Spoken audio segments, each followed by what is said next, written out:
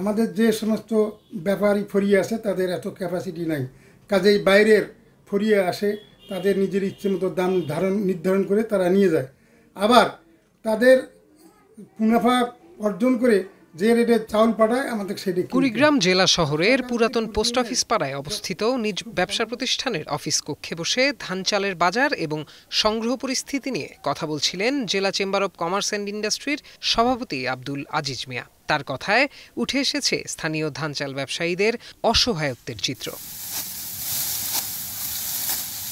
কুড়িগ্রামে এখন শুধু ধান আর ধান, সোনালী ধানে উঠোন ভরা কৃষকের।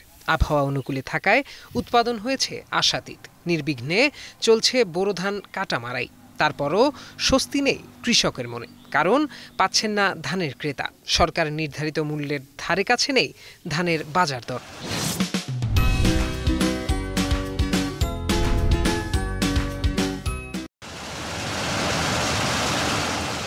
বর্তমানে মানভেদে প্রতিমনের দাম নেমে এসেছে 830 থেকে 900 টাকায়। তার মধ্যে আবার ধলতা হিসাবে প্রতিমনে 2 কেজি ধান বেশি দিতে হচ্ছে। এতে লাভ তো দূরের কথা, আবাদ খরচের বকেয়া পরিশোধ করতেই হিমশিম খাচ্ছেন কৃষকরা। 830 টাকা দিতে চাইছে, তাতে আমার পোষায় না, যার জন্য আমি ধানটা চাতালে নিয়ে আসি। স্ক্রিমওয়ালা যে মেশিন ভাড়া তাও দিতে পারছি না, কামলাও নিতে পারছি না, আর নিজে খামো কি।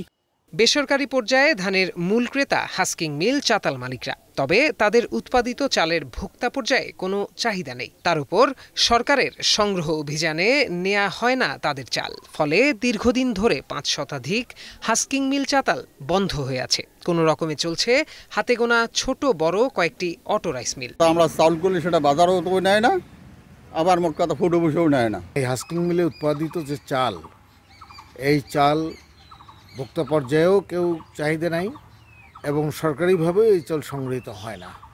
এই সুযোগে জেলার বাইরের বড় বড় মহাজনরা স্থানীয় পাইকারদের মাধ্যমে তাদের দেয়া দামে ধান কিনে নিয়ে যাচ্ছেন। তারাই আবার তাদের নির্ধারিত দরে চাল পাঠাচ্ছেন, ফলে জেলার ধান চালের বাজার জেলার বাইরের ব্যবসায়ীদের নিয়ন্ত্রণে। হাস্কিং মিলের চাল আছে, পুড়িয়ে মেয়ে চাল কেউ খাইতে চায় না। এই কারণেই আমরা বাইরে থেকে, যেমন দিনাজপুর, সেতাবগঞ্জ বা অন্যান্য বিভিন্ন জায়গার থেকে চাল এনে এখানে বাজার নিয়ন্ত্রণ করা হয়।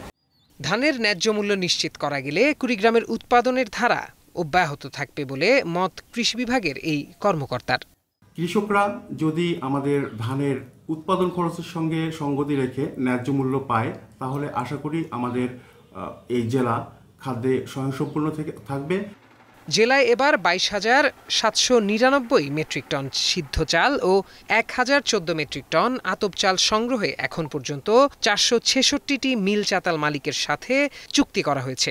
গত 7 মে 2 মেট্রিক টন ধান কেনার মাধ্যমে আনুষ্ঠানিকভাবে শুরু হয় ধান সংগ্রহ অভিযান। এখন কুড়িগ্রাম।